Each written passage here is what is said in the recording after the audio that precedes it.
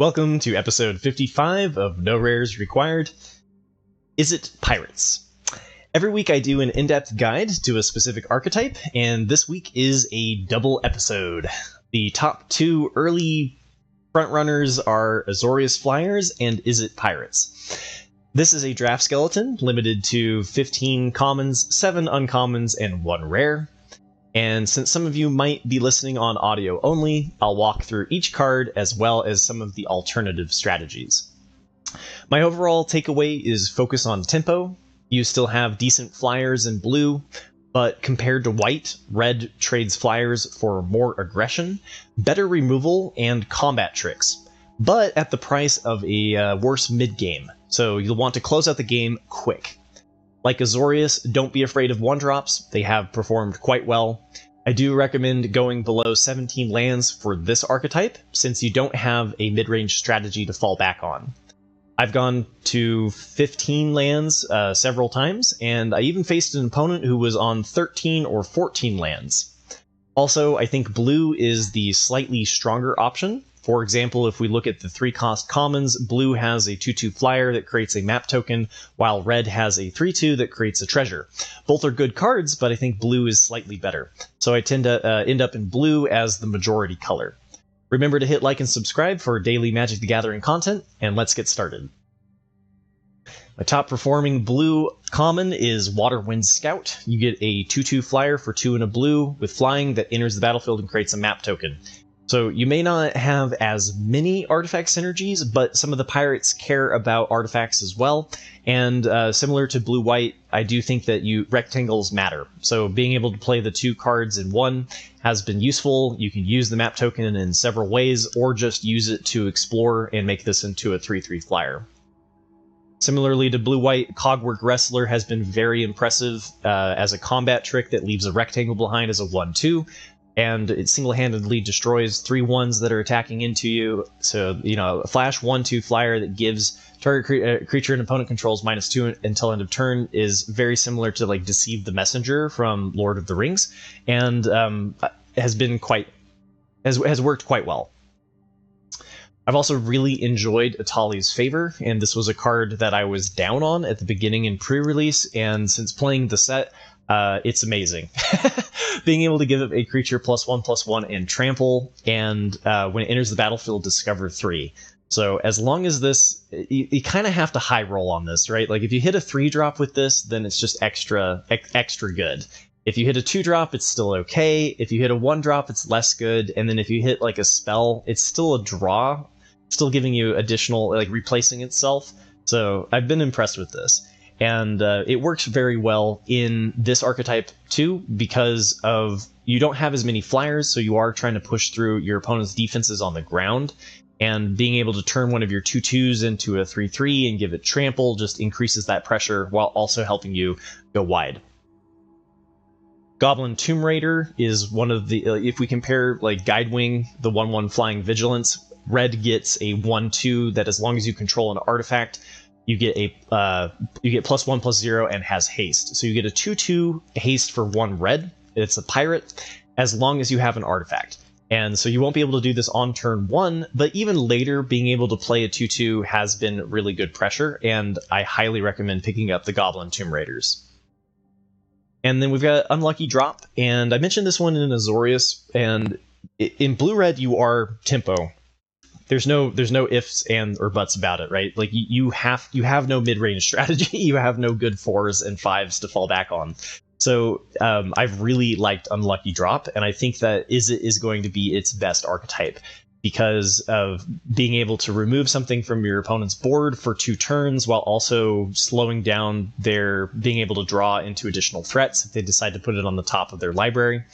We've seen this card before, and like Misleading Boats and Wilds of Eldraine, and it works better in a tempo deck, right? And like blue-white was the tempo deck in Wilds of Eldraine, and it just was terrible, right? The whole tap strategy didn't work. But this one, I think tempo works very well, and that's exactly what Izzet Pirates is trying to do. And I think I would run like 2 in my Izzet Pirate deck, and is typically the kind of the top end of my deck. We got Oaken Siren, which similar to Azorius Flyers is good in pirates as well. It is a pirate. You get a 1/2 flying vigilance for 1 and a blue that can tap to add blue mana for artifact spells, and you don't have as many craft options in the pirates deck, but because it is a pirate, it has good synergies, and there are a couple. There's like 1 or 2 that I do kind of aim to synergize with this. I think Oaken Siren works really well with the inverted Iceberg because you can help ramp into a 6/6. And if your tempo strategy does fall short, you do need maybe not as many outs as you would have in Azorius in white blue, but you still want to have some, right? And then brackish blunder I've been very impressed with in tempo strategies. So if you're trying to race your opponent, being able to remove their blocker for a turn helps you get in damage. And then if it's a race and you're attacking and then they're attacking, being able to bounce their attacker and get a map token is particularly powerful in this tempo strategy. And then inverted Iceberg, like I mentioned, it works really well with the Oaken Siren. You do have some artifact synergies, specifically the Signpost Uncommon that we'll cover here shortly, triggers whenever an artifact nears the battlefield. So being able to cycle a artifact is pretty good. Now, it is tempo, so you don't want a whole bunch of these because you would much rather be playing a threat on turn 2. But it gives you something to do later. It's card neutral, and then you can craft it into Iceberg Titan, which is a 6/6 that when it attacks, you may tap or untap target artifact or creature. It has been a decent mid-range threat if it goes that late. And once again, you're hoping that it does not. I've also been really impressed with Ancestor's Aid. It gives a target creature +2/+0 and gains first strike until end of turn, and it creates a treasure token. So if you do happen to have the captain, it can give a creature a +1/+1. It can give a pirate a +1/+1 counter because it creates a treasure token, and then you get a +2/+0 in first strike. So you can give something +3/+1 in first strike and create a treasure token for 2 in this archetype specifically, and it's just really good synergies. And you need cheap ways to deal with your opponent's threats, right? Is being able to attack with your 2/2 and then trade this into something that has 4. Not even trade. You use this 1-for-1 Ancestor's Aid for whatever creature they're blocking with, and getting a treasure token has been a decent combat trick, and I've liked it in the Izzet tempo strategy. And then similarly, Waylaying Pirates is another one that typically it's either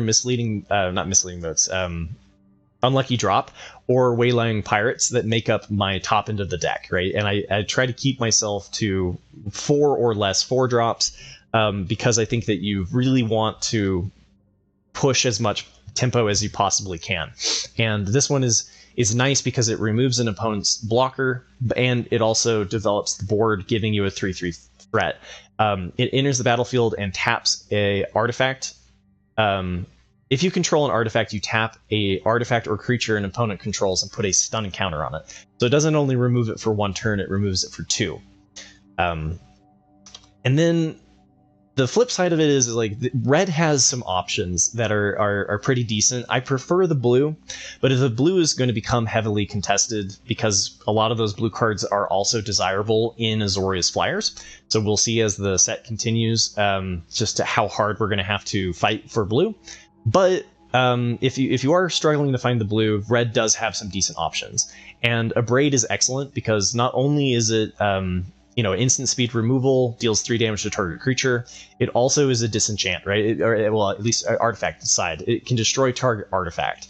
And in a set where especially Azorius is going and creating 6/6 mid-range threats, being able to respond to your 6 and 7 cost craft cards with 2 just really helps outvalue your opponent, as well as fitting into the tempo strategy of just removing a problematic blocker early on. I've also really enjoyed the Plundering Pirate. I do think that its counterpart, the Waterwind Scout in blue, is just better. But if you, why not have both, right? When it enters the battlefield, you create a treasure token for 2 and a red. You get a 3/2. There's pretty decent pressure, and the fact that it creates the treasure token allows you to have the artifact synergies as well. And then Volatile Wander I've really liked. It's a decent grizzly bear. It's a 2/2 for 1 and a red. And whenever it becomes tapped, you may discard a card if you do draw a card. And I really like rummage and loot in tempo strategies, especially when you don't have to take time off to do them. So being able to smooth your draws, make sure that you hit land 3 and 4, and then as soon as you hit land 5, being able to discard it to find additional gas works particularly well in tempo. And you also have some synergies with Sunshot Militia. So Sunshot Militia is a 1/3 for 1 and a red, which is not your typical stat block that you're looking for in tempo, but you're able to tap 2 untapped artifacts and or creatures to deal 1 damage to each opponent. You do have to do it as a sorcery speed. You can't do it at the end of the opponent's turn, which is good because it would be absolutely busted if you could. But you have lots of treasure tokens and map tokens that your pirates are good at creating, and I've found this card to be a significant source of damage, especially as we turn 4 and onward, when your pressure starts to get gummed up. You can drop this and then immediately start hitting your opponent for that last bit of damage. And this is a game winner.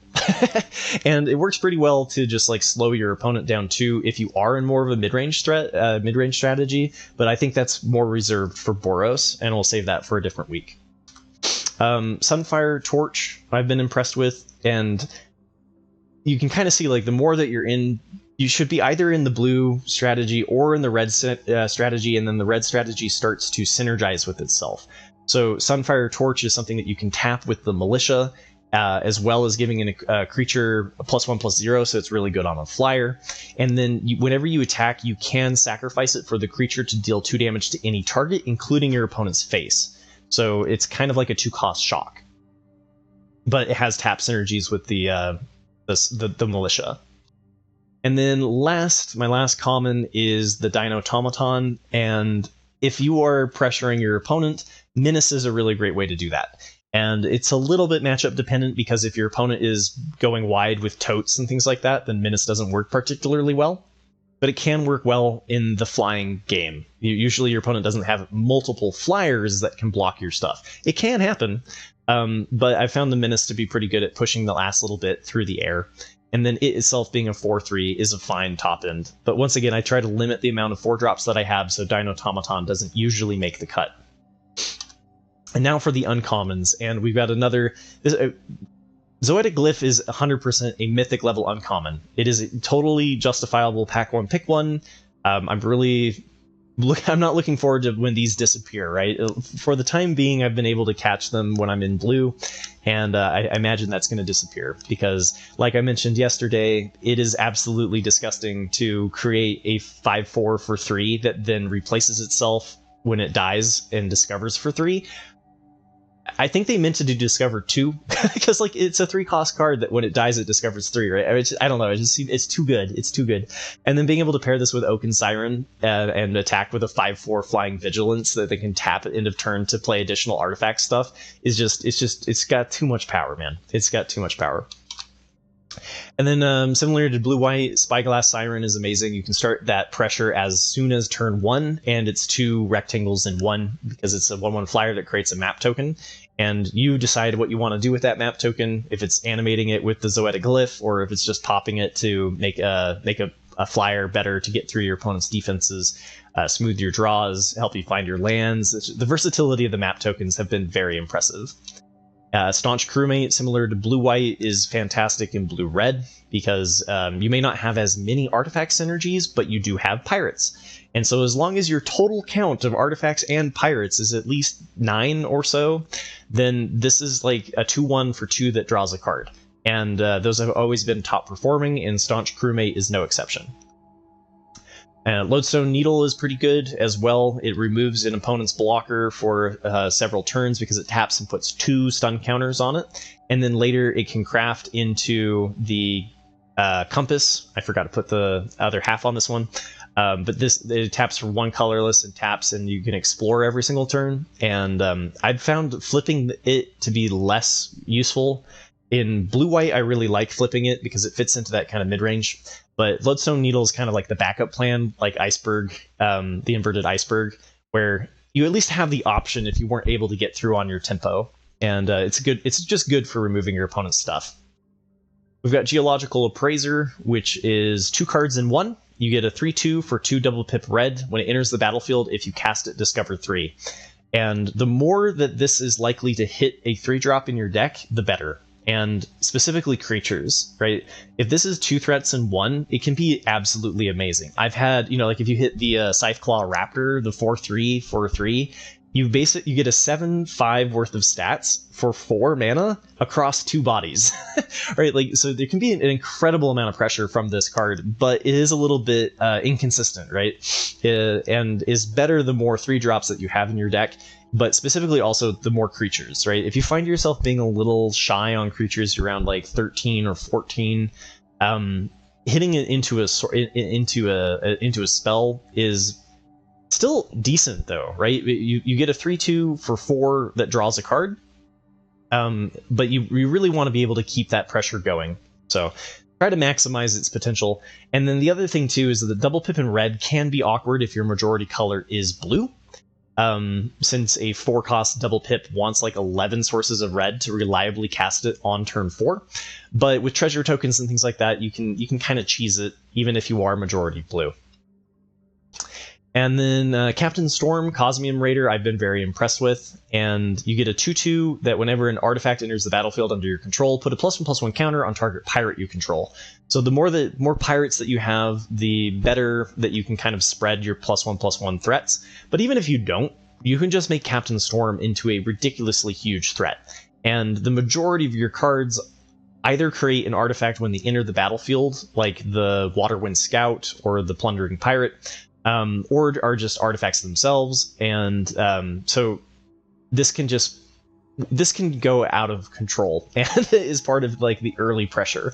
And I do recommend just playing it on turn 2, because a lot of times you can on turn 3 trigger it twice, and if you can start hitting in with a 4/4 on turn 3 is exactly what the deck wants to be doing. And now for the rares. And so there's less, you might notice that there are less uncommon options that I'm interested in compared to white-blue. But what it lacks in uncommons, it certainly makes up for in rares. Breaches is absolutely disgusting. You get a 3/3 Goblin Pirate, and I love that the goblins are monkeys on this plane. But you get a 3/3 first strike for 2 and a red, that whenever a pirate you control attacks, choose one that hasn't been chosen this turn. Create a treasure token. Target creature can't block this turn. Exile the top card of your library. You may play it this turn. So if you're attacking with 3 pirates, you get to do all 3. And even just as a 3/3 that makes it so something can't block or creates a treasure token to make the trigger off of Captain Lannery Storm happen, it's just been very impressive. And if I think one of the people in my chat said that if you don't deal with breaches, you end up in stitches, and I've experienced that firsthand. Magmatic Galleon is a 3 double pip red for an artifact vehicle, 5/5 artifact vehicle that when it enters the battlefield it deals 5 damage to target creature an opponent controls, and then whenever 1 or more creatures your opponents control are dealt excess non-combat damage, you create a treasure token. So if you're nuking something that has 4 toughness, you get to remove something, get a vehicle that you can play later, and then also create a treasure token. And this is the one exception of where, okay, I'll be like, okay, maybe I'm not going to run 15 lands, right? If you have a 5-drop like this, then it's worth getting to, and you can use your staunch crewmates to help you find it. The only downside is that it's crew 2, but the majority of your stuff is already 2 power, so crewing it hasn't really been a problem. And this card is single-handedly can win a game. And we've got Kitesale Larsen, which I mentioned in blue-white as well, and it is a pirate, so you get additional synergies in blue-red. You get a 2/3 flying ward 1 for 3, and you can remove your opponent's biggest artifact or creature and create it turn it into a treasure token as long as you control Kitesale Larsen. And you can do that to your own stuff if you need to ramp into a treasure. Usually you don't need to do that sort of thing. Like in blue-white, you might be more tempted to trade a 1/1 to help you ramp into your late-game crafts. But in this one, usually it's just a 2/3 flyer for 3 with ward, and that's usually enough. well, and that also removes your opponent's problematic blocker. And then we got Subterranean Schooner. And Subterranean Schooner I mentioned in blue-white it's disgusting. You get a 3/4 vehicle for 2 with crew 1, and then whenever it attacks, the creature that crewed it explores. So not only is it an early threat that can be attacking as a 3/4 as early as turn 3, but then you're also making your other stuff into bigger and bigger threats. Trumpeting Carnosaur, I've had the joy of playing twice already in my 14-15 drafts that I've done. And it's an absolute bomb. You get a 7/6 trampler that enters the battlefield and discovers for 5. So it can be like if you hit a 1 or a 2 cost spell, which is pretty common in most of my Izzet builds, it can be a little lackluster, but it's still 2 cards in 1. And I think specifically in this archetype, where I'm going to use it more than playing it as a 6-drop because I want to play fewer lands, is just using it as removal. Being able to tap 2 and a red, discarding this card to deal 3 damage to target creature or planeswalker is kind of like a secondary braid that if you do happen to draw later in the game when you've flooded out and hit 6 mana or whatever, the versatility on this card is amazing. And then we've got NT, Cynical of the Sun, and it's a 2/2 Grizzly Bear for 1 and a red, but whenever you attack, you may discard a card. And when you do, put a +1/+1 counter on target attacking creature. It gains trample until end of turn. And then whenever you discard 1 or more cards, exile the top card of your library. You may play that card until your next instep. And notably that it triggers itself, because if you decide to discard when it attacks. But if you have effects that cause you to loot or rummage, then it works with this. So the Wander Glyph, the 2/2 at Grizzly Bear at common, will synergize with this and allow you to play the card that you discard for your rummage. And but it also increases your threats and gives trample, which helps push damage through. And then we've got Poetic Ingenuity, and I can't decide if red-white or blue-red is actually the best for this card. So you get an enchantment, 2 and a red, whenever 1 or more dinosaurs you control attack, create that many treasure tokens. And that's the less impressive line. The more impressive line is whenever you cast an artifact spell, create a 3/1 red dinosaur creature token. This ability triggers only once each turn. And that's the one that really matters, because all of your artifact spells becoming 3/1 dinosaur creature tokens. One thing to keep in mind, though, is that it's not when an artifact enters the battlefield. So if you're relying on your artifact synergies, which I end up doing a fair amount in blue-red, coming off of ETBs, then this has got less synergy. But you can still have a relatively high artifact count, especially if you try to maximize this after a pack 1, pick 1. Just draft more like inverted icebergs and things like that. Or you always got Dire Flail. Dire Flail is amazing. My very first 0/3, though, of the set was with 2 of them, so I was disappointed with that. I had Larsenist and 2 Dire Flails. I still can't believe that went 0/3. But you get a Bone Splitter, right? Like equipped creature gets +2/+0 for 1 red. Its equipment cost is 1. So it's just an amazing pressure. Put it on your flyers, and then if you can, craft it into the flip side, which I forgot to include again. Sorry, but it flips into equipped creature gets +3/+0. Notably, when you do craft, you will have to re-equip it, but then you can sacrifice an artifact other than the flip side of it, which I'm blanking on the name of. But anyway, it deals a blunderbuss, right? Something like that. You sacrifice an artifact other than it, and then if you do that, the creature deals damage equal to its power to another creature. So all of your treasure tokens, all of your map tokens become removal, and it's just once you flip it, it feels hard to lose. And last but not least, we've got 1 mythic, and it is early on the set. We'll have more data on the mythics coming down the line. But you get a 5/5 flying first strike for 3 double tip red, Bone Horde Dracosaur. At the beginning of your upkeep, exile the top 2 cards of your library. You may play them this turn. If you exiled a land this way, create a 3/1 dinosaur creature token. And if you exiled a non-land creature this way, create a treasure token.